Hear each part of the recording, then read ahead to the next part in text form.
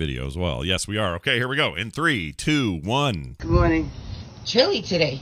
By saying good morning doesn't mean I want you to have a conversation with me. I love your voice. What's wrong with it?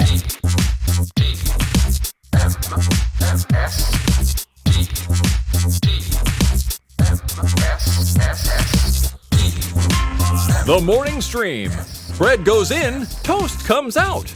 You can't explain that.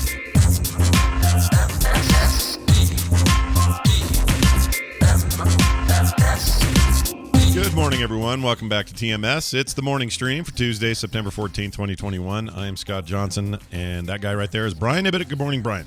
Hoya. Hoya. I'm doing Okey, as my uncle would say. I'm Okey, he'd say. Never say okay. He'd say Okey. I'm Okey, he'd say. Yeah, Okey. Yeah, he's a weird dude. But no Dokey. You No. wouldn't say Dokey at the end of that, just Okey. Nope, just Okey. I think he was riffing on that and doing just half the Okie-Dokie. And it annoyed me. I remember it annoying me when I was like 16. I'm like, why does he do that? And he just did it. And then he would and then this is the same uncle that would immediately lean into a really dirty joke that he would tell me because he knew it would make me uncomfortable. And he would say it out loud so everybody could hear it. And he'd go, did you hear the one about the one-eyed nun and the 4 monkeys? And I'd go, oh, Uncle Joel, what are we doing? Oh, yeah, it's a great one. And then he'd tell me this horrible joke. And I'd be embarrassed for the rest of the day. That was my whole relationship with Uncle Joel. That was the entire Excellent. thing. Oh, my God. All right, and I want somebody to come up with the best punchline for a joke that begins, did you hear the one about the one-eyed nun and the 4 monkeys? There's a punchline out there that's going to be perfect for this. I wish I had the rest of that joke, but I don't. I made that it really up. was. It really was a. No. It was fake. I made it up. I completely made it up. Okay, good. That's what I was. That's what I. But I have no good. Add-on. So somebody will come up with a good punchline. Yeah, you guys are all workshopping. Let's get that. 4 monkeys walk into a bar. Bartender says, "Do you see the one-eyed nun over there in the corner?" Yeah, that's how that joke goes. Monkeys don't say anything because they're monkeys. Yeah, they're monkeys. What are you doing in this bar, monkeys? That's right. And they said, eat, ooh, ooh. End of joke. That's the end of the joke. That's right, exactly.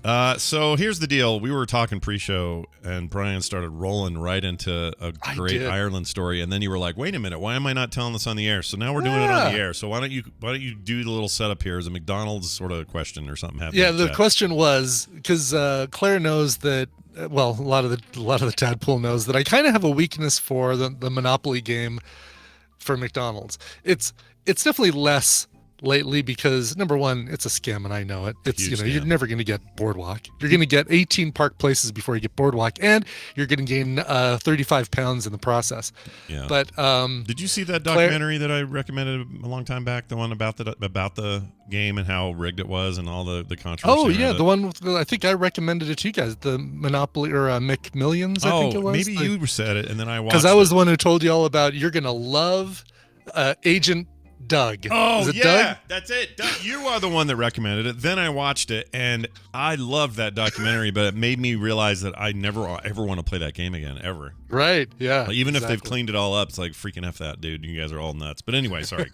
So but Agent Doug was the best. Yeah. Anyway, so Claire asked that, and I started to say, yeah, I have a little confession to make, but it realized the confession about this really needs the setup behind it. Okay. All right, so I'm going to take you all the way back to 2 or 3 days before we left for our trip, when I did some scramble searching online at all the local Walgreens to find 2 Abbott Laboratories self-taking COVID tests. Right, okay. This is like $25. You get a box that's got 2 COVID tests in it. You need to take them no closer together than 48 hours, but for our flight we need them 36 hours or 72 hours before our flight. So we need to basically time it so that we take the last one within 3 days of the flight. Okay, so and these are the nasal deals, right? These are the nasal deals, and you basically just kind of give you an idea. You stick the swab up your nose, you put a few drops in this cardboard card in a little hole. Yeah. You take your swab, you jam it through down one hole and up the other hole, and there, you're welcome, Jamie, wow, for that. Jamie. Well, is it his birthday today, or what are we celebrating? I know, exactly. This one may have a bunch of stuff for you, Jamie, so just enjoy it. Holy crap. Then you peel a little sticker off, you fold the card over, you wait 15 minutes, and it looks like pregnancy test. If there's a red line in the control and nothing in the sample, then that means you don't have COVID. If you have a red line in both, then you have COVID. Okay. And you don't hold it in your urine stream or any of that? You don't hold it in your urine stream or anything like that. All right, good. So, so we bought these, looking online and seeing things that say, yep, these antigen tests are approved for travel. Yeah. And you do them with the assistance of the Navica app. And you basically scan the code with your phone, you take the test, and then you report in the Navica app whether it was positive or negative. Right. That should be a red flag right there, right? There's no confirmation. Like, you're basically hitting a button in the app saying, yep, I don't have COVID, let me fly. Yeah, that's weird. weird. There's no verification or anything. Are they just really honest over there or something? That's the deal? Well, here's the deal with that. There are two kinds of Abbott Laboratories self-home tests for COVID. You do the same thing in both, but the second one, somehow you connect with a proxy who watches you do the entire test via a webcam and makes sure you're not just sticking it up the dog's butt and then putting it in the the thing to say, oh no, apparently you don't have COVID and neither does your St. Bernard. Right. So we didn't realize that until we did the second test and said, all right, how do we report this? How do we get an official thing? And then it says, oh, sorry, you can't. Oh. So all of a sudden we're in Cork and we're like, oh, this is good. Well, we know that they've got COVID tests all over the place. We can go get one. Sure. It's not a big deal. Yeah. We kind of even planned on it as a backup if we needed to. Sure, that makes sense. It makes sense that they would have a lot around there, so you shouldn't have trouble getting it. Yeah, and we've got like a 2-hour drive from Cork back to Dublin, so we're figuring out. All right, well, there's a place at the airport that you can do it, and oh, well, no, I take that back. There's a place at the Dublin Convention Center where you can do it. So great, okay, cool. Gotcha. So we drive to the Dublin Convention Center, which is on the south side of Dublin. Yeah. And they have a drive-through, and then they have another, like a walk-in. We get up to the front. The guy says, what are you here for? And Brian, please tell me you got this test while that Dublin Convention Center was holding Leprechaun. Tell me that was happening. Oh, that would be great. That'd be great. Here's your complimentary pot of gold. Yeah, come on in. Now you got to wear the wee hat. Snacks are right over there. Would you like some blue diamonds or some purple horseshoes?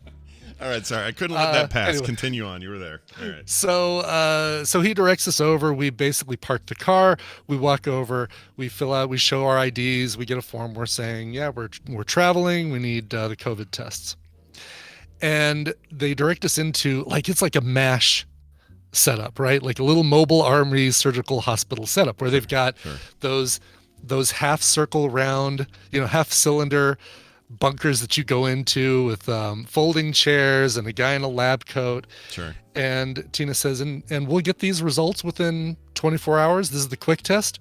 Oh no, you're here for the PCR test. This is a 72-hour test or 72-hour results. She's like, we leave tomorrow. This might be a little bit of a problem. Now, none of that was online about it being the PCR 72-hour deal. Sure. When we got there. So we did all this driving to the convention center, winding around, waiting in line, all this. And then they say, no, but if you go to the airport, they've got the 30-minute results antigen test that is approved for travel. So you're good with that. Like, all right. So plugged in the new address on our phone, Dublin Airport, which is on the north side of Dublin. So we've got to go all the way around Dublin. We get up there, again, wait in line, show our passports, show our boarding pass information, and they take us through and get our tests. Again, not hugely stressful, but it's time that we would have liked to spend in Dublin walking around and seeing the sights. Yeah. What it also meant was that our leaving in the morning from Cork after breakfast, it's now getting to be about 2 o'clock, 3 o'clock in the afternoon. And we've decided we're having boxty for dinner because we hadn't had any boxty. And that's like the last thing on our list of when we're in Ireland, we got to make sure to have some boxty. Yeah, I would have thought that. We talked about it before. I would have thought that would have been an earlier in the trip deal, but never got around to it. We couldn't find a place that had it. We were looking for some specific things. Tina never got her shepherd's pie / cottage pie. We were looking for that's a whole nother story about trying to find that. But I love this checklist. It's amazing. So you did get your yes, boxy, exactly. though, right? So we go to the airport. We do the thing there. We're waiting in line, and it's getting to be about 2 o'clock, 3 o'clock. We've done our tests. We've got our flight the next day. Yeah. We'll get stuff in time, no problem. Yeah. But we're hungry, and it's like, well, we don't want a lot. We want just something to tide us over so that we'll be hungry when it comes to 6 o'clock dinner time. As we're leaving the airport, we see a McDonald's. We're like, should we just get like a cheeseburger? Just something to tide us over for a few hours. She's like, yeah, okay, I won't tell if you won't. Yeah. Of course, I'm telling everybody right now. So we go through the drive-through, and immediately the first thing I see is it's Monopoly time at McDonald's. Oh no. So it's like, great, okay, well, we're still just getting like the 2 cheeseburger meal. Here's something interesting about McDonald's. You know how everything French fries in Ireland is chips. Yeah, it's all chips. But at McDonald's, still called fries. Oh, interesting. They So don't it's want not. Would you like an extra value meal with some chips? It's Yeah. no. It's. Yeah, like we thought when we went to the McDonald's in China, I thought it would be just a regular old beef patty, but it was dog, and they just called it beef. it's a McRover. Is Yeah, what it was McRover. called. Yeah, Yes. McRuff is what they called it, which was kind of weird. Anyway, so Right. you got in there, you got your burgers ordered. Got our burgers ordered, and sure enough, we did get a Monopoly things because we did the meal that's got 2 cheeseburgers, fries, and a drink, and we just ate a cheeseburger each, had a few fries, split the Coke Zero, and sure enough, these things had Monopoly pieces on them, and we pulled one off, and it said Dublin Airport. I'm like, well, how do they know that we got this at the McDonald's at the Dublin Airport? Yeah. And I really pondered this for a few minutes until I realized that Dublin Airport is like their equivalent of the railroads on the Monopoly America, Reading Railroad, B&O Railroad. So we really just got the Dublin Airport Monopoly piece. We just so happened to get it at the McDonald's at the Dublin Airport. Yeah. And then we won free fries or something. It's like, well, not going to enjoy this, but it's a nice souvenir. Yeah. Here we go. We've got Sure. our winning McDonald's piece from McDonald's we're never going to go to. But that's probably cool never to gonna go have. again. That's a cool thing. I would have It is. that. That's great. Souvenir. Yeah. Because, McDonald's, it's an Irish name. Yeah. Or it's maybe Scottish. I think it is Scottish, but yeah. Yeah, I think Scottish. Still, McDonald's. that's great. That's great. I love Anyway, that. I would love so, that kind of souvenir. It's like a weird crossover-y weird thing you're never going to cash in. Right? Yes, It'll exactly. probably last less time. It'll degrade before the actual fries will. It will. Yeah. It will. Yeah. When we're putting together our photo album, our McDonald's piece will be in there. Yeah. I was going to tell you about a couple other things, and I'll get to them really quick. First off, Hawaii. So I said that at the top of the show. I said, "Oh, Hawaii." Yeah. That is the standard greeting in Ireland. It's like, "Oh, Hawaii." Oh, and you go into a store, Hawaii. Hawaii. Yeah. Okay. It's basically how are you, but they put it together so quickly that sometimes it's just Hawaii. Oh.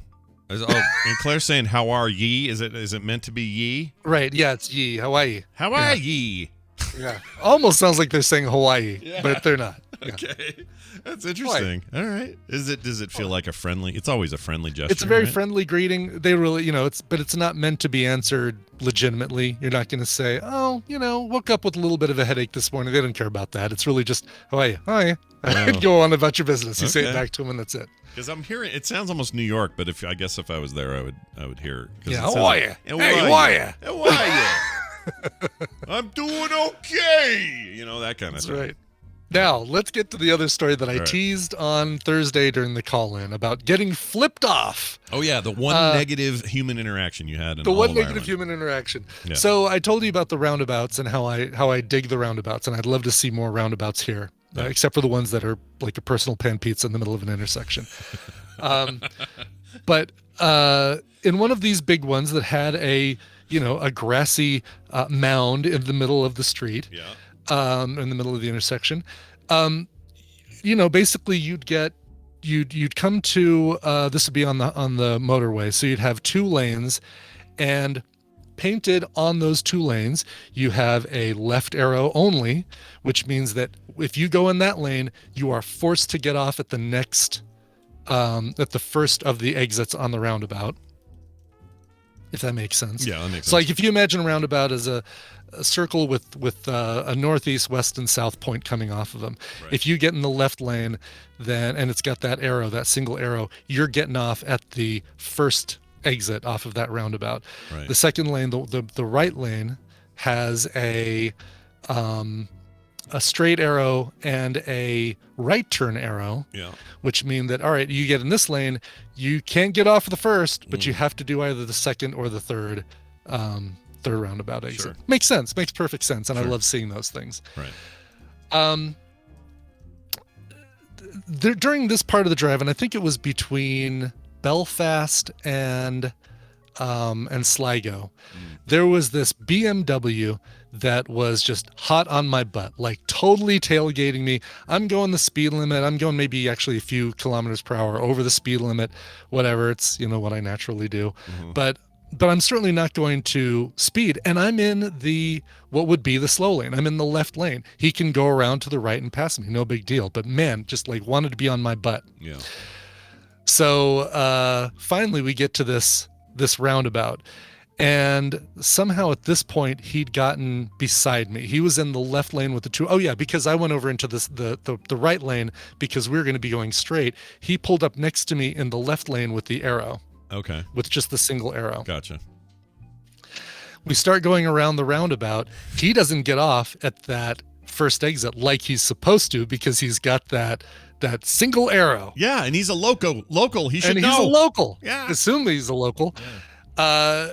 So he's like kind of crowd me now in the right lane, and I've got to get off at this second exit of the roundabout. Yeah. So I kind of go. I mean, I basically just go like I'm supposed to go, right? I go from that right lane, then into the left lane, and then into the next street, the next part of the motorway.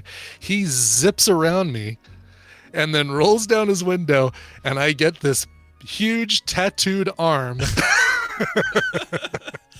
with giving me the Irish bird. Yeah. And did he say anything? Yell anything? No, he probably did, but we had our windows up. I mean, we had our windows up. He had his down, obviously. Yeah. But he was like, we watched him for a while. He was a little road rager. He was doing that to every car he came to. Oh. Zipping up, tailgating him.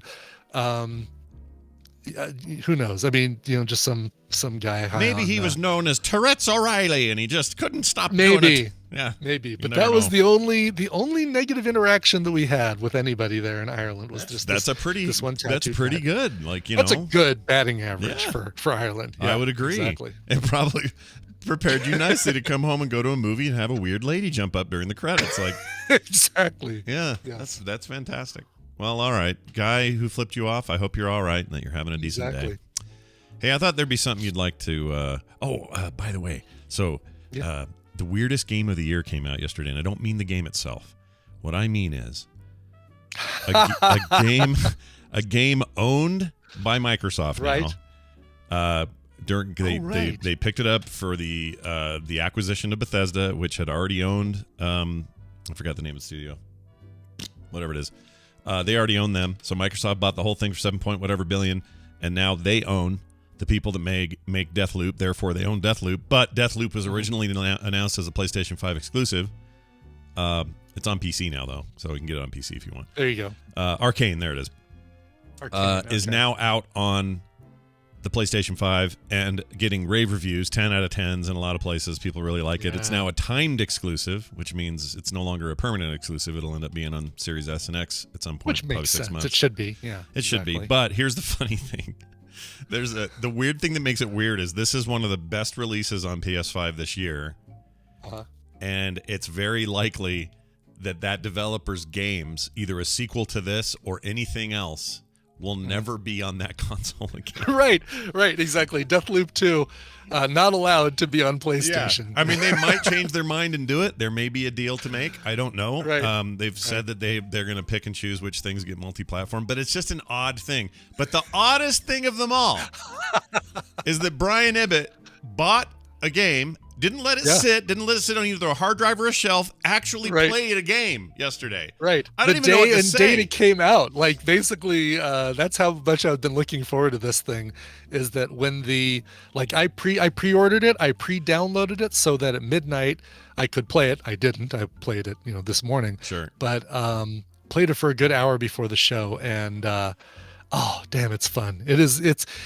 I'm really early on in it, of course, right? Like, I've died and done the loop a couple times of like starting over. It's live, die, repeat in game form, but you basically what I'm hearing about it is that they've just been ingenious about the puzzle, because the puzzle at the end of the day is just like a level. It's like one big level, and you got to kill certain people, and you have to unravel all of the clues.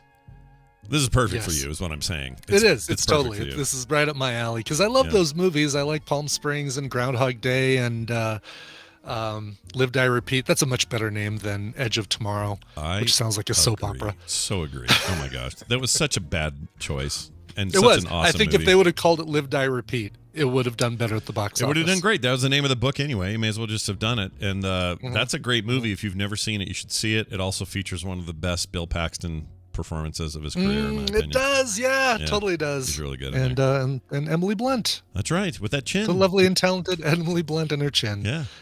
Yes. Anyway, speaking of her, I saw her in that. I saw her walking around that Met Gala thing yesterday with all those other freak shows. I heard somebody say today, the best description I heard of the Met Gala is, the Met Gala is models trying to look weird and weirdos trying to look like models.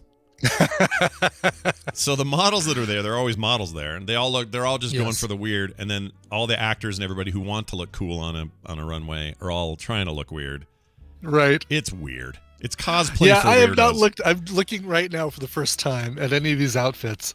They're weird, man. Really weird. Rihanna is standing with a guy who looks like he's just wearing a quilt. Yeah. Like he's got a quilt wrapped around him. Yeah, her boyfriend guy, whatever he is now, he's just like in a quilt. She looks kind of normal. There's a lady with a sword. I forgot who that was. Somebody's testicles were out. There was a Whoopi Goldberg just wearing the color purple. Yeah, like Guinan. Oh yeah. Way. What's this one? It looks like she's like a Kinder Egg. Kiki Lane. I don't know who that is, but she's dressed like a Kinder Egg. The best thread I saw on this, and that's the only thing I care about at all with this Met Gala thing, and it's been 2 years, so it's been a bit, because they didn't do it last year for COVID, but is the memes. And there's this one thread by this Celeste Labeds. She's a what do you call her? She's a not meteorologist. When you're in minerals, mineralologist? Oh, a geologist? Seismologist, I guess. A geophysics PhD person. Really smart. Gotcha. Okay. She did a whole thread of comparing everybody's outfit to an equivalent mineral, and it's striking stuff. I'm going to share this with you. I'll put it in the chat. It's amazing. Here, chat. I'll send this to you guys. Wow, Tessa Thompson. She looks great. She always does. I'm trying to figure out what this thing is. It's like she's wearing a harp. Yeah. It is like a harp. It's that weird. Yeah. It's almost like fleshy down at the bottom. It's weird. Yeah, it's really weird. And then it like turns into a rose at the bottom. So when you get a second, that thread is worth your time. Excellent. You put it there. It is. I see it in chat. Okay, Celeste It's amazing. Like it's just an entire Twitter thread, and she found here. Oh my God! No kidding. This first one, just Lucy Boynton. Yep. L bait. Yeah, she's L bait. This lady here, who's this? Charlie XCX is sulfur. Yeah, she stinks, I guess. Oh my God. Billy Porter, pyrite, whatever. Oh, I don't see his second image. There's another. Laverne Cox is hematite. Like it's amazing. Oh, this is great. Oh my God, this Sophia Sanchez Barenche agate. Yep. All right, this is where I'm going to check out the outfits from the Met Gala. Yeah, this is the only place any of this is going to matter. Yeah. Yeah. And she's added a bunch because as of yesterday, none of these I've seen about 10 new ones already. So she's on it, man. Anyway, it's great. This is how this stuff should be viewed. These hoity-toity walking around with their thumbs in the air, weirdos, having their weird cosplay moment, whatever they're all doing. It's fun to look at it through these eyes and not. It really is. Yeah. It's amazing. Did Nicki Minaj show up? Oh, I don't think she did she? I thought she did with it. Wasn't there a thing? Didn't she? I thought her whole thing was that I think, so again, there was so many news stories about Nicki Minaj yesterday. I think A, she has COVID is one story. B, that she doesn't want to get the vaccine because it causes testicles to enlarge. And I don't know. And, it's the media like completely twisting every possible thing she could say. But I think there's some truth, or there's some real Nicki Minaj says in the base of all of this. What if she put her... Wait, if you inject it into your testicles... She truly is a triple threat, folks. She's a rapper, she's a patient zero, and she's a misinformer. She's just truly a triple threat. She's an infector. Yeah, she's an infector. Not a divider, an infector. Yeah. Right, exactly. Oh, that's a hoot. Yeah, it's a weird... I just don't understand it. It's like Dragon Con for rich people who are out of touch with society. It's how it goes. That's a great description. Yeah, that's how it feels to me. But good luck to them, and thank you to Lady What did the minerals, because that cracked me up. Yeah, I'm gonna enjoy that thread later. I found a story while you were out of town that I wanted to share. It's short. I don't know why I liked it because I put Edit Murphy. It's supposed to be going to say, you put Edit Murphy. It's supposed to be Edit Murphy. I can't type. It's like your autocorrect is set to Spagnola or something. Why can't I spell Murphy? Wait, that's not right either. No, just take the A out. Why do I want to put an A in there? What is my deal? Don't do it. There's no A in All right, well, there you go. I found this video of Eddie Murphy just sharing a little story. And he's kind of our time, growing up. Is it when he picked somebody up on Hollywood Boulevard? That story? No, not that one. Very different story than that one. Here, I'll play it for you. It's pretty good, and it references a couple of things in 80s comedy that you and I will relate to. So enjoy. I just thought you'd like this. Here you go. Years ago, I played the comic strip in Fort Lauderdale, and I was maybe 17 years old, and Rodney Dangerfield comes in. He bumps everybody. It's like, Dangerfield is here. Dangerfield's going up. So, and nobody wanted to follow him because it was Dangerfield. But I was really like full of myself back then. So I was like, Mr. Dangerfield, after the show, will you watch my set? And he was like, yeah, sure, kid. So he goes up and he does, hey, I get no respect. All that Dangerfield stuff. And the ceiling caves in with laughter, Then I'd go up and I'd do my thing. And back then I was really dirty, and I did edgy racial stuff. And this is 1980, so it's like this kid on stage doing edgy racial stuff. And so afterwards, Dangerfield sees me and he's like, hey, kid, I don't know where you're going to go with that, with the language and the race stuff. And what are you going to do? What do you need to do that? Now I was crestfallen. Cut to 2-3 years later. I got on Saturday Night Live and had gotten really successful. And I was at Vegas in the bathroom at Caesar's Palace, and I was at the urinal, and I had a leather suit on, and it was all of that period. And Rodney Dangerfield comes to the urinal right next to me, and I look over, and he looks at me and says, hey, who knew? I don't know why I love that story so much, but I freaking love it. That's awesome. I wanted that whole story to end with, I know, and that's the thing about Eddie Murphy in his later age. He's not laughing like that anymore. No, he's so subdued now. Yeah, so that's a recent, must be a really recent interview. Yeah, right? It was just barely some month ago or something. But I really like that story a lot. Hey, who knew? Hey, I just figured you'd appreciate it, given that those two guys were kind of part of our comedy childhood. They were there, they were part of it. We were watching Beverly Hills Cop and Back to School, one right after the other, and enjoying both. So may have been the same summer for all I remember. Could have been, yeah. One final note before we get to some news today. Okay. Albert in Maryland wrote in. He is Mayor McCheese in the chat room. He might be here today. Okay. I don't know if he is. All right. Mayor McCheese wrote in, and he said regarding Iron Maiden. He put Ryan Maiden, but he means Ryan Maiden, who's the director of The Force Awakens, if I remember correctly. I can't wait. The Last Jedi. Yeah, the Knives Out 2 sequel is going to be real good from Ryan Maiden. Anyway, he says Bruce Dickinson battled and survived tongue cancer. Oh, this is because I brought the band up while you were gone. I think it was with Garrett. Oh. And I was talking about how, whoa, they got a new album? No way. What's going on? And I could hear in Bruce Dickinson's voice a difference.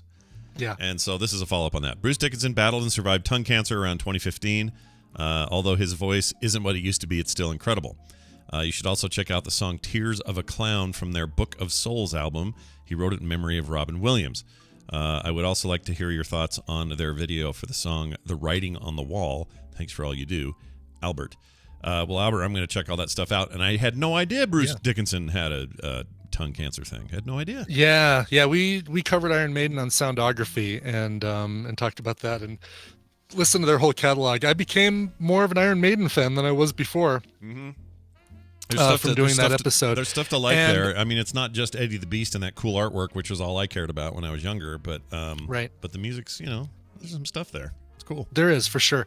I saw this in the notes yesterday, so I decided before the show I'd check out the Writing on the Wall, or check out the video for it. Oh yeah. It's cool. It's an animated video featuring. It's like you'll like it because it's a Mad Max Fury Road style. Kind of remind me a lot of Heavy Metal, the movie, but it features a president who might be influenced by a certain recent president of ours, and a dictator from North Korea who, I don't know, maybe looks a little bit like that one guy. Kind of getting their just desserts. The Eddie the Beast. The Beast comes in and kind of fixes some things. Look at the style of this. Yeah, it's a very cool animated deal. Oh, you're right about the influence of the Mad Maxiness of it. Yeah. Oh yeah, this is right up my alley. I didn't know this existed. Holy crap. Yeah, right. It's a long video, so tuck in like 8 minutes or 9 minutes or something. Why isn't this a whole show that I can watch all the time on Netflix or something? Right? Yeah. Well, look at this. It's a whole show that you can watch on on YouTube. Yeah. It really, it really would fit as part of Love, Death, and Robots. Oh man, it would totally. This is that style. Yeah, this is my jam. All right. Very cool recommendation. Thank you very much for all of those clarifications and ideas there, Albert. If you'd like to be like Albert, send your emails to themorningstream@gmail.com. Now, the news.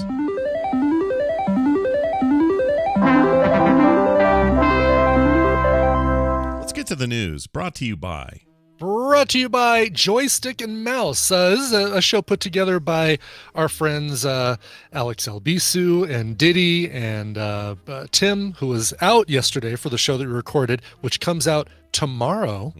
Brand new episode coming out tomorrow where we go over all of the 19 trailers, game trailers that Sony had in their big event last week.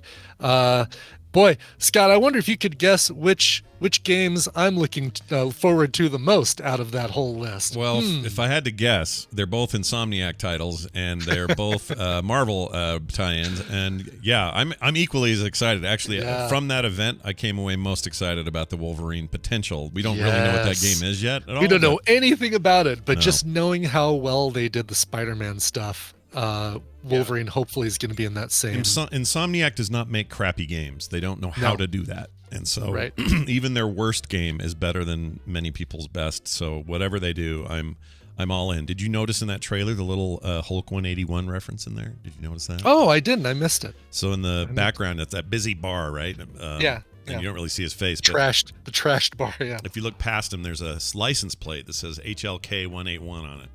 That's cool. Which, of course, everyone knows Wolverine showed up in issue 181 of the Hulk. So, anyway, I don't think it means the Hulk's going to be in this game, and maybe he will. I don't know. I have no idea.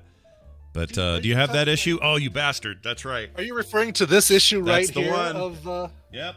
That's the one. Yeah. How mint is that?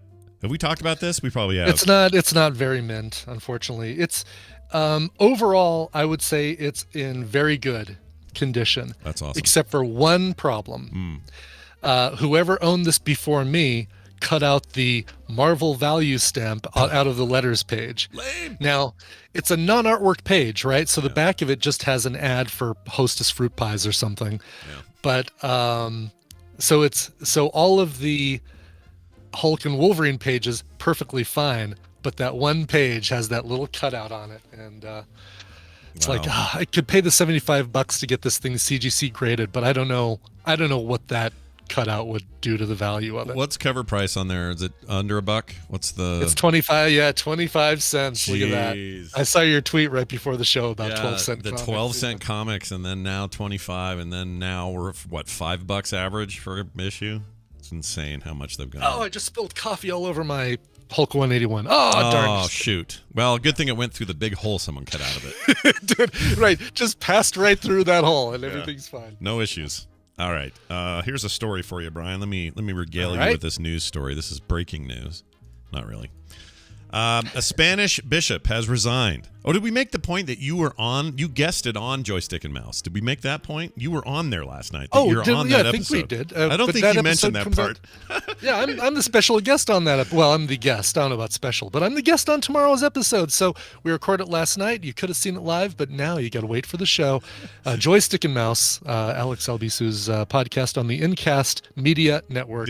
Go check it out. How did you get past his voice and stuff, though? Was that hard? Or I had to drink a lot before the show just so that I wouldn't keep bringing it up. I'm like, oh my God, this voice. It's hard, right? You almost have to hum to yourself, kind of mute it. Just kidding, Alex. You're the best. We think you're great. We love you, Alex. He's in the chat. Second place. Yeah, you runner-up, you. You're the best damn runner-up, second placer we ever had. All right. Spanish bishop, a Spanish bishop. That means a dude. Spanish bishop. Dude in Spain. That means that instead of he uses a stiletto when he plays Mubbledy-Peg on the aliens ship instead of a Bowie knife. That is 100% correct. Well done. It's a deep cut. It's a very deep cut. Holy crap. Spanish bishop has resigned to pursue his relationship with a satanic-tinged erotic fiction author. Oh, all right. I like the story. Satanic-tinged erotic fiction author. Okay. Yep. Professor Xavier Novell. They make, what did they used to make? Novell. What did Novell make? Oh, Novell. They were here in Utah. I don't know why I can't think of it. Yeah, was it, were they rockets? No. Like, it was software, no, that's wasn't Revell it? or something like that. Software, and it was like... Network operating system, right. Yes, right, Novell Networks. Yeah, yes. and Novell, what was the thing called that was like their big communicatey, servery shit? And it was right, their CEO, he left and went and did Android. Gosh dang it. I can't think of it. Netflix. Sorry. Novell. It's like Novell Netware. That's it. Netware. Netware. Yes. Damn. Right. All right. Word perfect era stuff, man. Yeah. Anyway. Tom would have had that in 5 seconds. Oh, yeah. He had it behind him probably in a box, for all we know. Anyway, says this dude's got a hell of a resume, says this article. In the Catholic Church, according to the BBC, became Spain's youngest bishop in 2010, 41 years old. He's also an exorcist and such a big fan of the conversion therapy process, an opponent of abortion, euthanasia, and gay marriage that he was considered extreme even by the church's own standards. Now, because he wanted his rap sheet to be a little more colorful, he has left all that behind to pursue a relationship with a psychologist and author of the book, author of a satanic-tinged erotic fiction book, Sylvia Caballero. Let's see. He initially attributed to personal reasons for his resignation. It came as a surprise last month.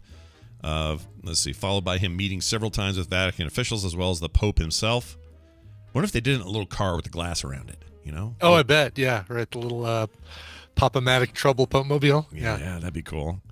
Let's see. In the blurb of one of her works, I should say this is a lady he's saying, not a dude. It's a lady. Yeah, it's Sylvia Caballero. Yeah, just in case someone was looking for it to be a little more spicy than it is. It's just a lady. in case the satanic tinged erotic fiction isn't salacious enough. If that's not enough. The reader in her books are promised, quote, a journey into sadism, madness, and lust, and a struggle between good and evil. God and Satan with a plot to shake one's values and religious beliefs, unquote. Oh, yeah. This is Anyway, I like the story. Can't wait to read that. Yeah, it'll be a page turner, Brian. Yeah. You won't be able to stop. You'll be up all night. Here's a story about speaking of flights. We were talking about flights a little bit, not much, more yesterday, but anyway, a woman missed her flight and then falsely claimed a bomb was on that plane at a Florida airport. according to the so sheriff. that it would come back so that she could get on the plane? I don't know if she was just like mad, and so she was like, man, there's a bomb on there anyway. Well, let's find out. This 46-year-old woman, aren't they always, was arrested on Monday night in Fort Lauderdale Hollywood International Airport and charged with falsely reporting a bomb, explosive, or weapon of mass destruction, according to Broward Sheriff's Office news release. I didn't know that was the thing you could do. You could report a weapon. You could falsely report a weapon of mass destruction. I mean, it's a charge that kind of encompasses all those, right? If you falsely report a bomb on a plane, it falls under the jurisdiction of bomb, explosive, or weapon of mass destruction. In theory, could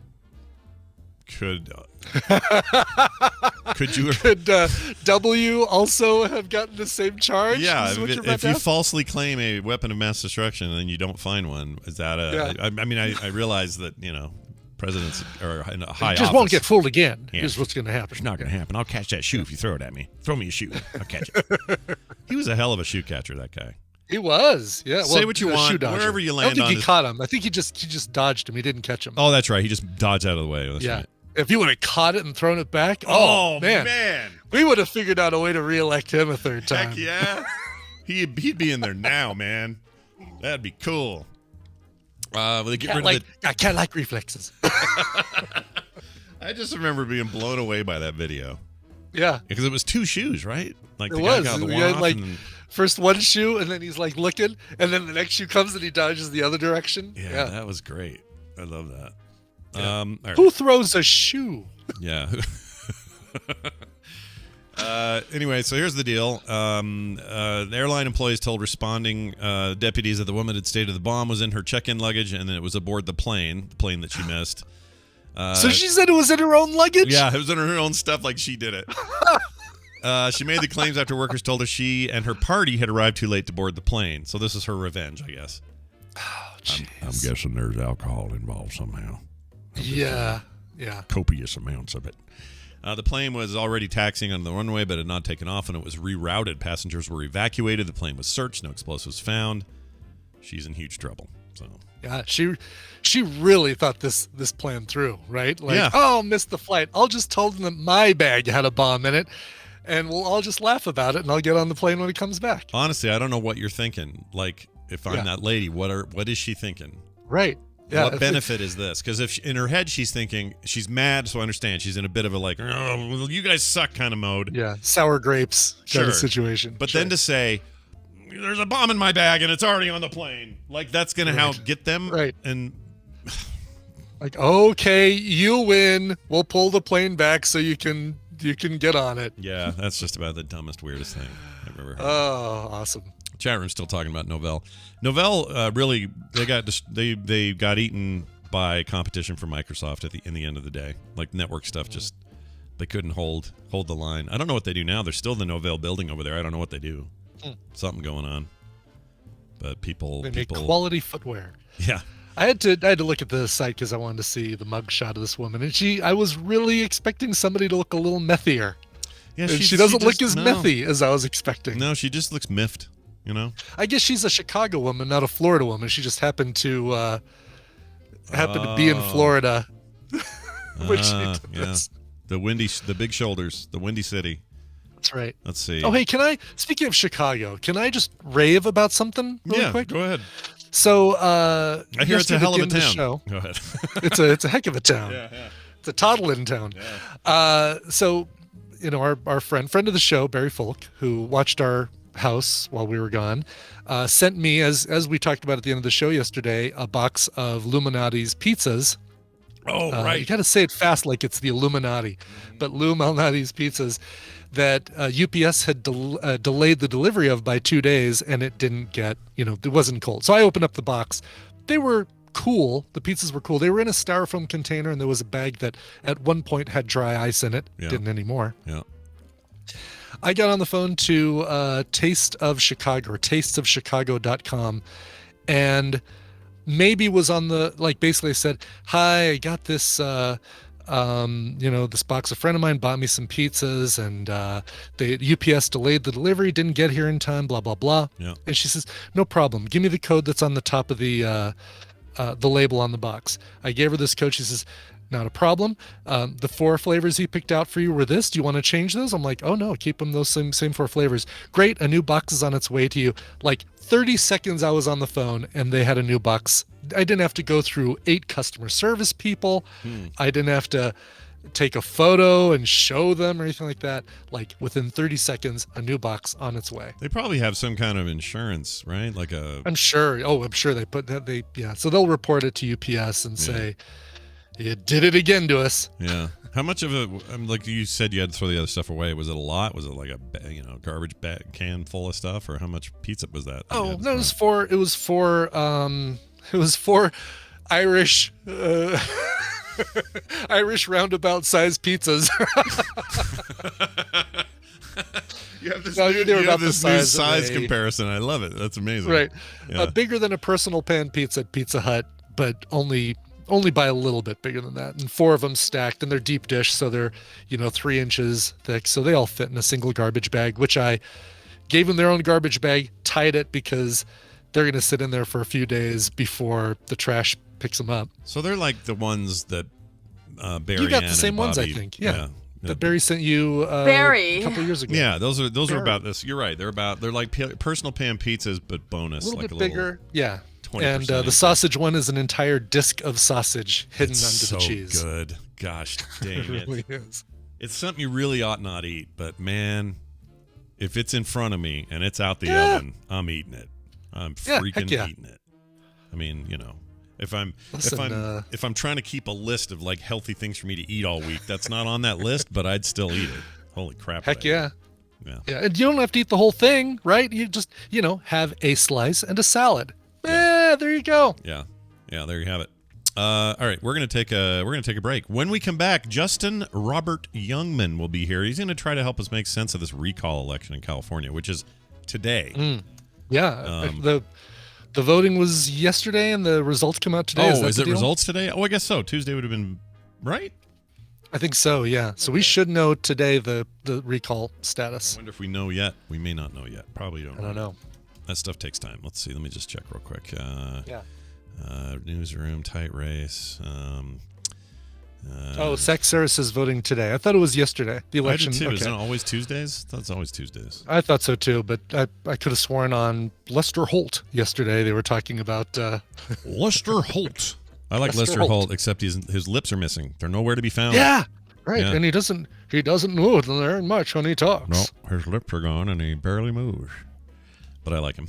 All right, that's that'll. We're saying that it is Tuesday, and those things usually occur on Tuesdays. That's why I was surprised that it was happening yesterday. Oh wait, today is Tuesday. Yes. Oh, okay? So they were responding to something you said that I missed. Yeah, I thought in my head it's Wednesday. It's not Wednesday. It's Tuesday today. Yeah. Yes. You're right. I'm just being dumb about time. All right, jury will be here. That's the point. Yeah, he can tell us what day of the week it is. So start with that. Yeah, we'll figure it out. Hello, friends. It's Tuesday. Yeah, and there's gonna. I have some questions about how I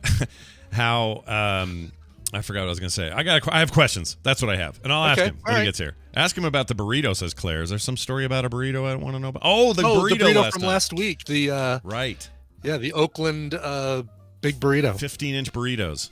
Yeah, we'll ask him. We'll bring that up. All right.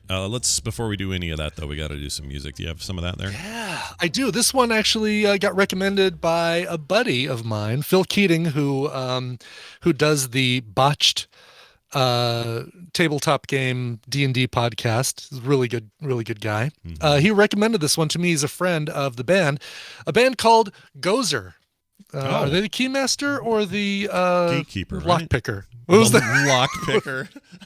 What's the other? The Keymaster or and a Gatekeeper, right? Gatekeeper. That's it. Yeah, I apparently need to watch Ghostbusters again because I've forgotten that.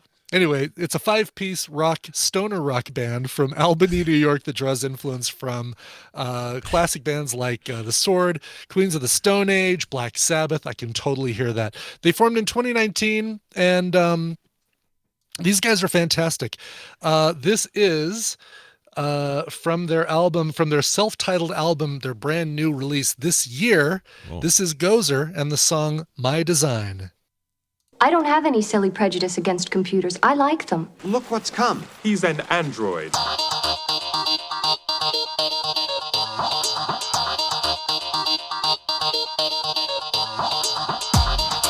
The morning stream. I got a middle finger.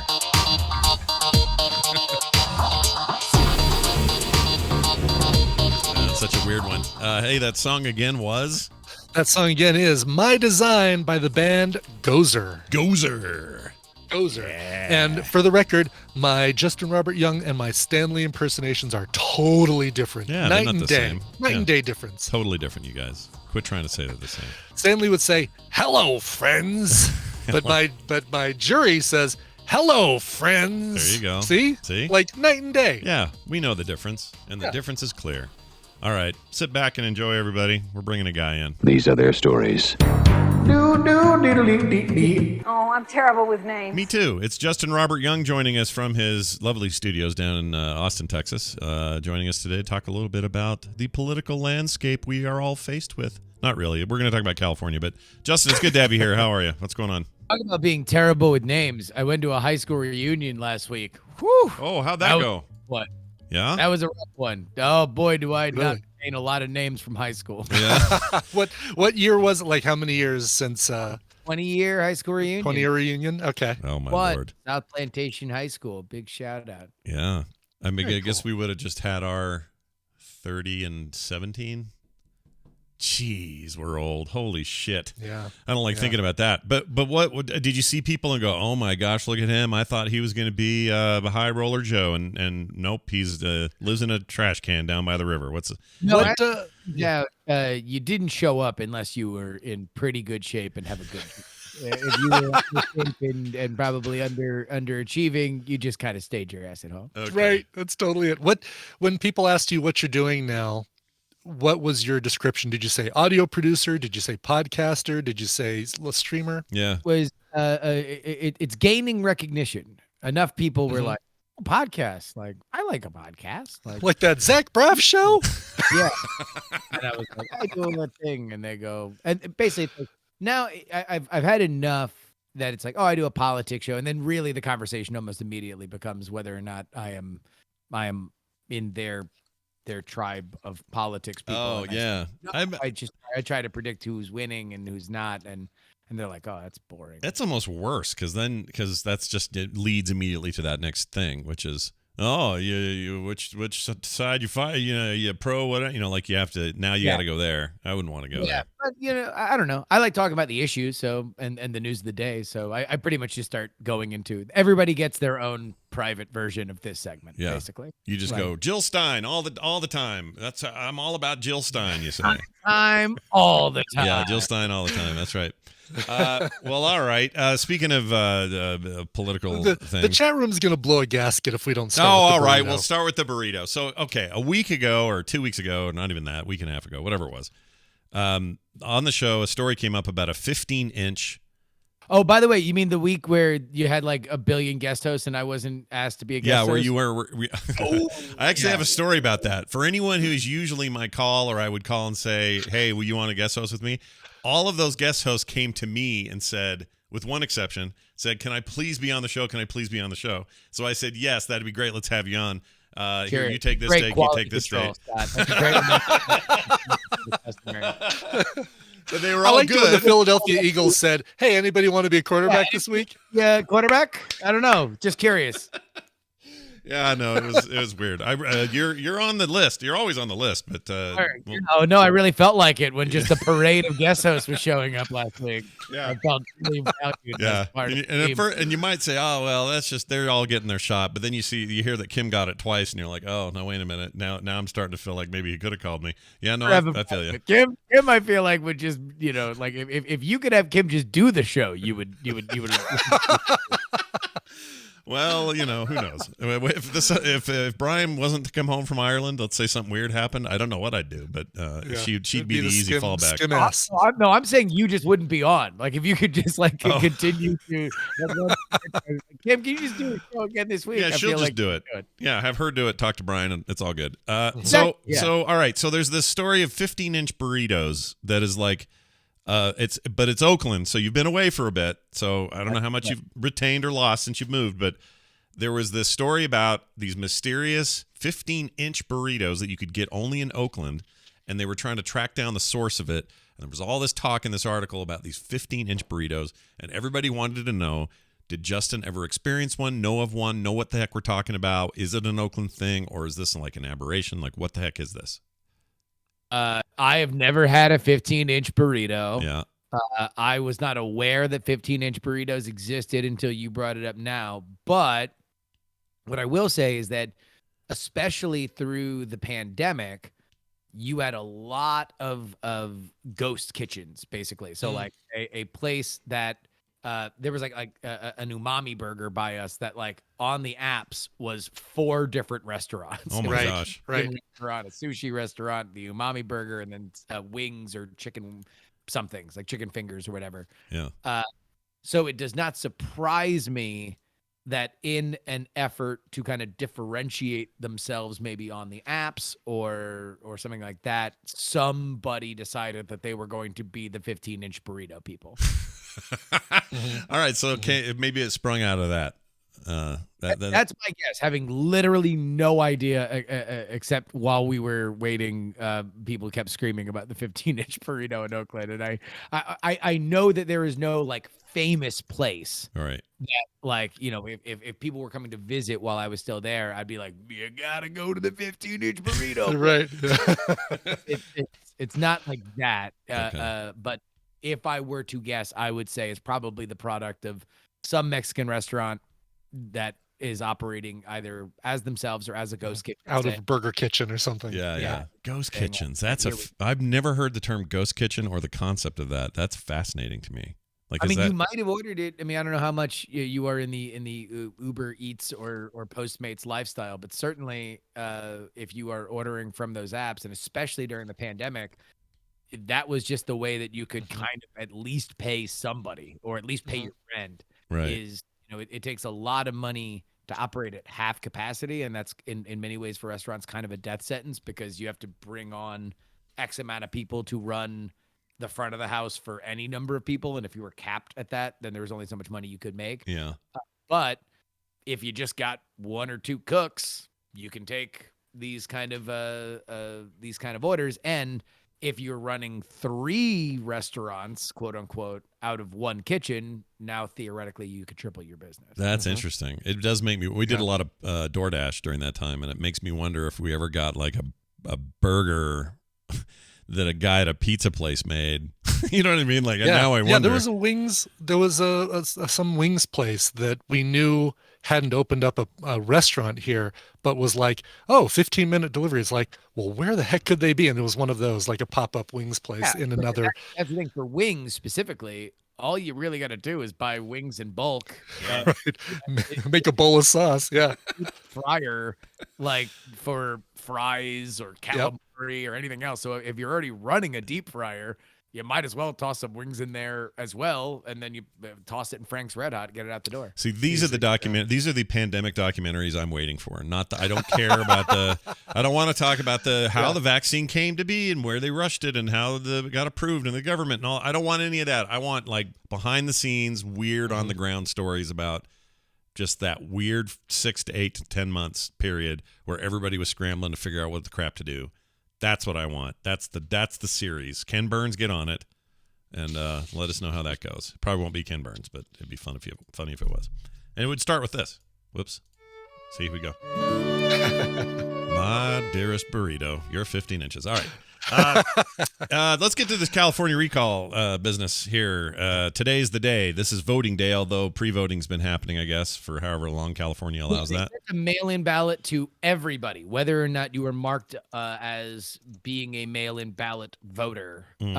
So that is a difference in California, which by and large has been a heavy mail-in ballot voting state. Like, I always wound up getting a mail-in ballot when I lived there, even though I'm a nerd who likes to go to a polling place and kind of have that ceremonial element to it. Yeah. But everybody got a ballot. You've had fairly high turn-in so far. Obviously, that's very hard to kind of compare it to anything, since it is a special election and something that has not happened since 2003.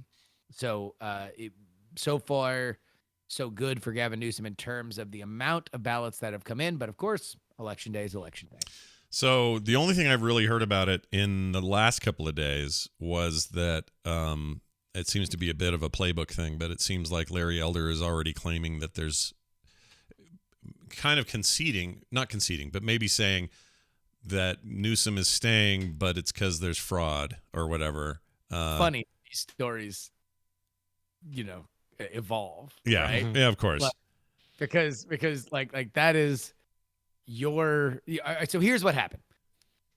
On Larry Elder's site, there is, or I don't even know if it is Larry Elder's site because this only popped up today.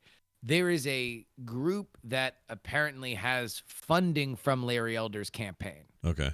And these PACs or these kinds of groups can be a little hard to track down exactly where the money's coming in.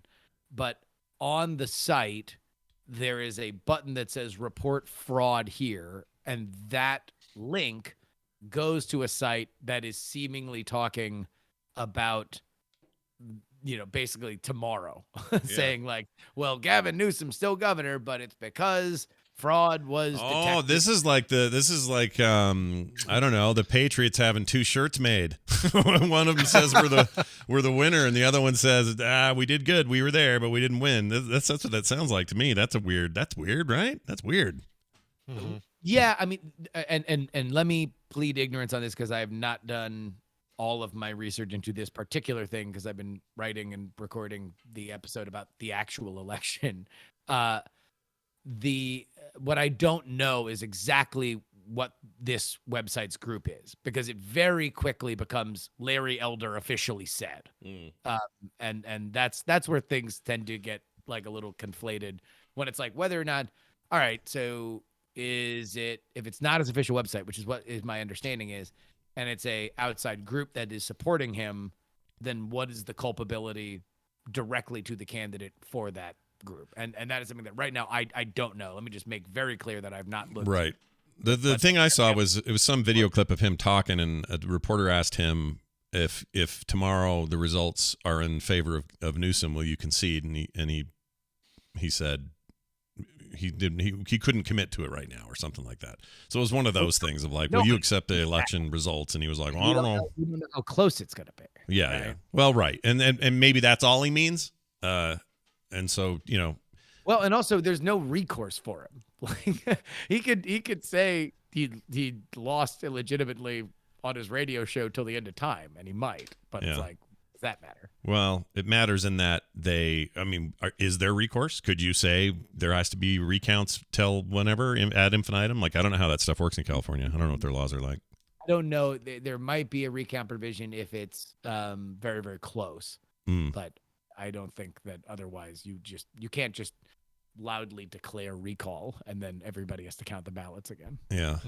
Okay. Well, so at this stage, is Newsom ahead with the no recall vote, or what's where we're at? According to the polling, look, the polling was very, very close at the end of September or at the end of August. Well, on August 30th, the Real Clear Politics average was recall was yes on recall by 2%. As of yesterday, it was no on recall by 15.2%. So that is a pretty big swing. The Democrats have certainly woken up, at least in terms of the polling. Gavin Newsom at this point looks safe. He had a tremendous ad advantage, especially down the stretch. He had big guns come in and campaign for him, up to and including home state girl Kamala Harris, current vice president, and of course, President Joseph Robinette Biden Jr., who came out and campaigned for him a couple days ago. He, I think, has benefited a lot from Larry Elder breaking out of the pack and becoming the number one person that Newsom could kind of train his fire on. In fact, Joe Biden came out and during his campaign, explicitly tied Larry Elder to Trump, saying that he was a Trump clone.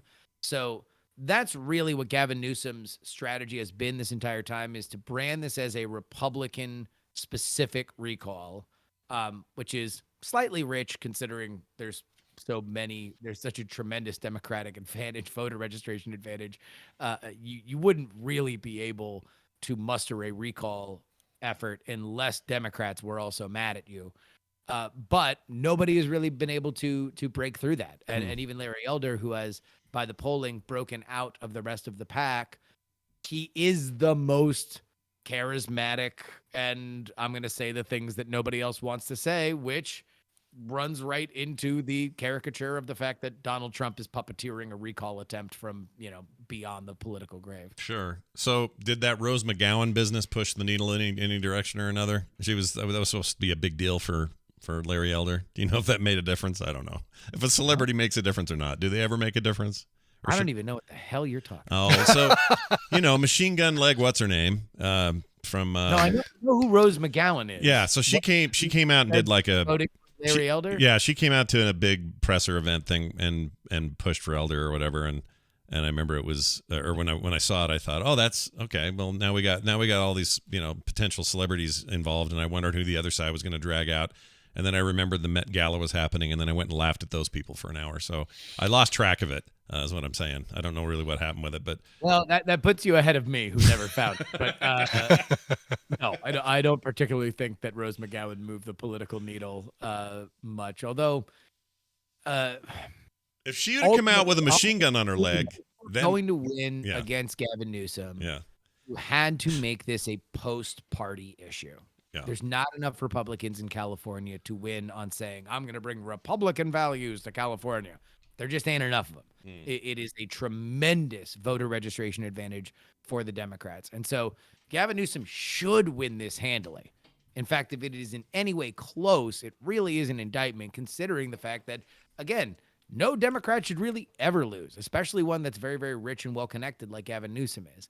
The question largely will be after this is strategically, what could an opposition candidate have done to tie the frustrations that a lot of California residents have to Gavin Newsom without this being, or to neuter the idea that this is some Donald Trump engineered plot, right? Because Gavin Newsom is very much painting himself as a totally, it's not like he's saying, hey, it's been a little rough, guys. He's saying like, oh my God, this is the worst thing ever. Look, they're trying to, like, this is basically a coup that Donald Trump personally is trying to do in California. Yeah. And so far has been able to make that work for him, which means to me that there was no opposition candidate that was able to paint a narrative that was more sympathetic to an average California voter, despite the fact that there are things via polling that people are upset about in California.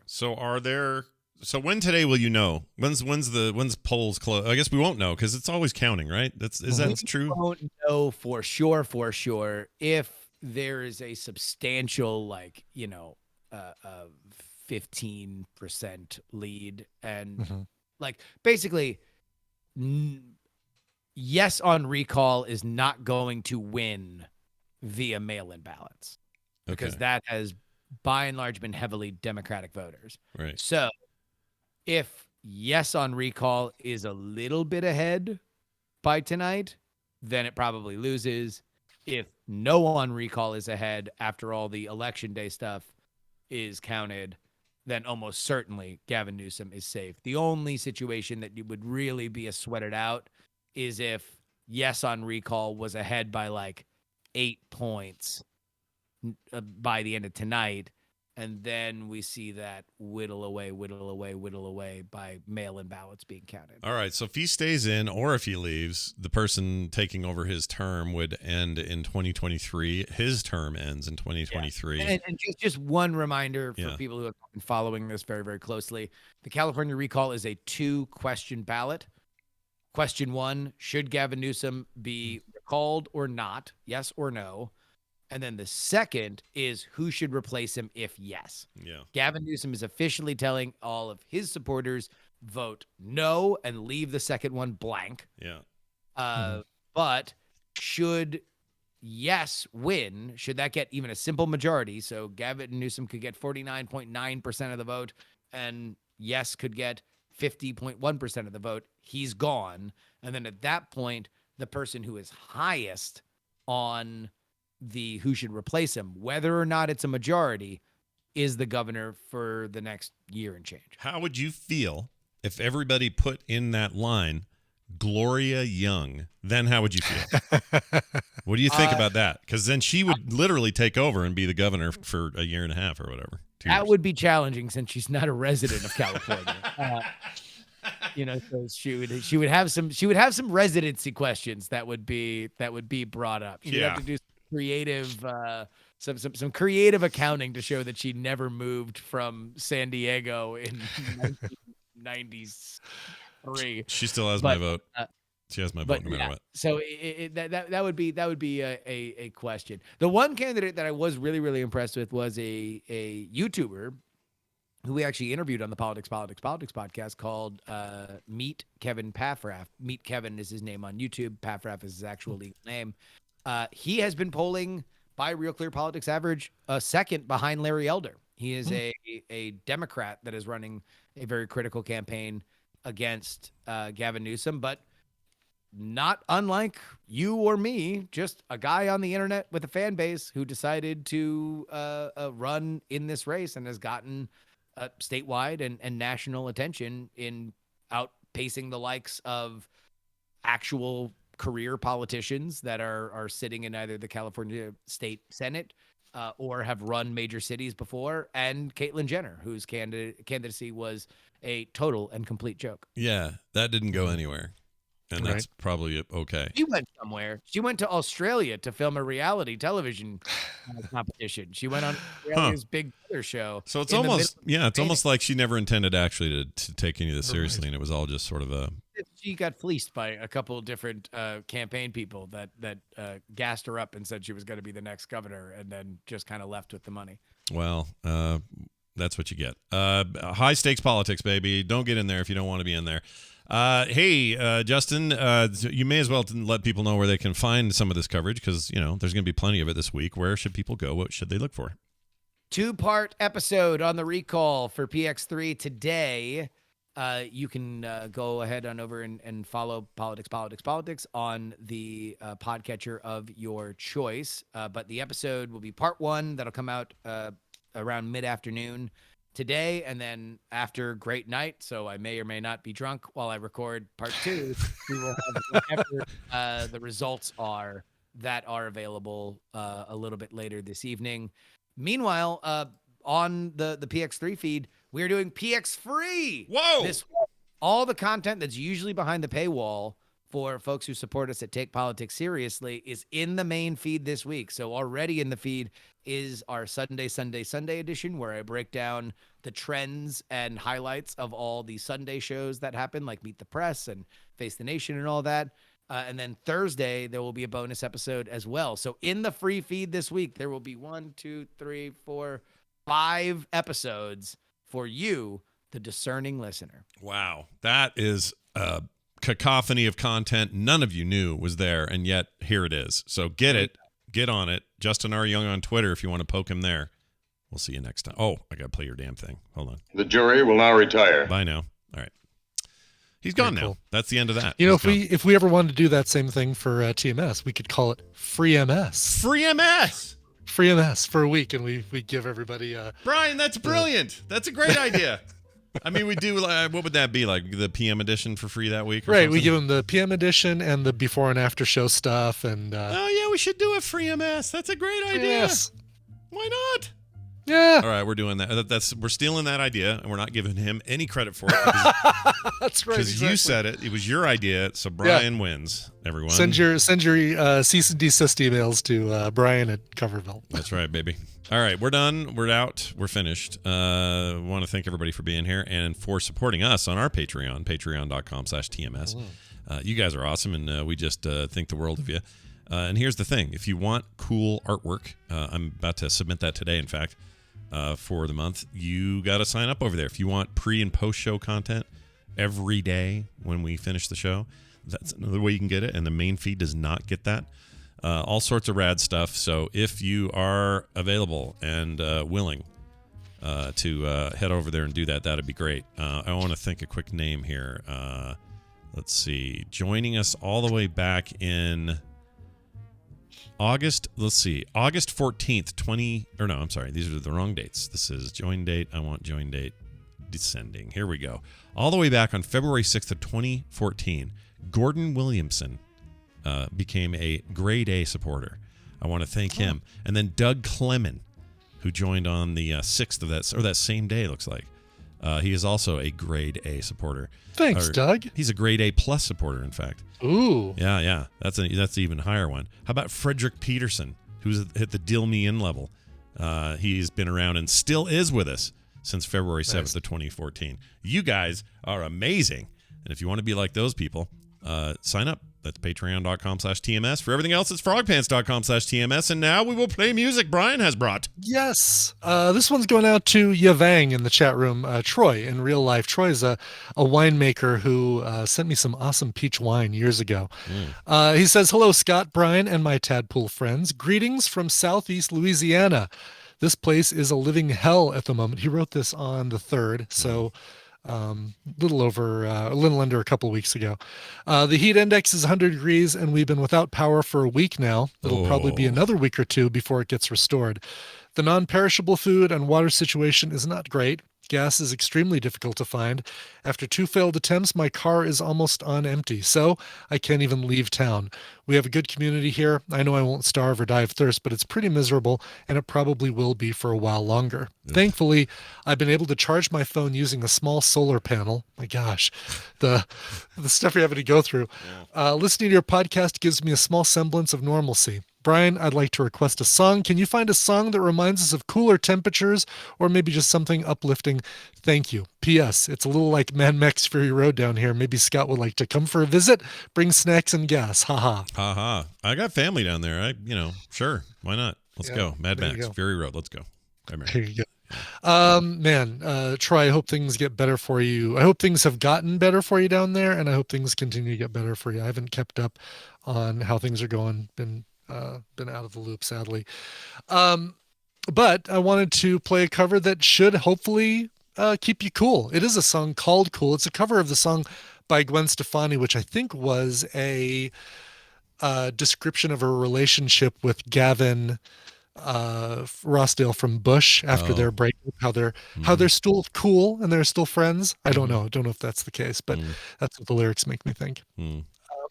This cover is by Caitlin Tarver from from the single she released in 2019. And it's just got that cool, no pun intended, electronic sound with reverb vocals that I really like. Here is Caitlin Tarver and her cover of Cool. This show is part of the Frog Pants Network. Frog Pants Network. Get more shows like this at frogpants.com. Just in time to watch Stanley find our worm.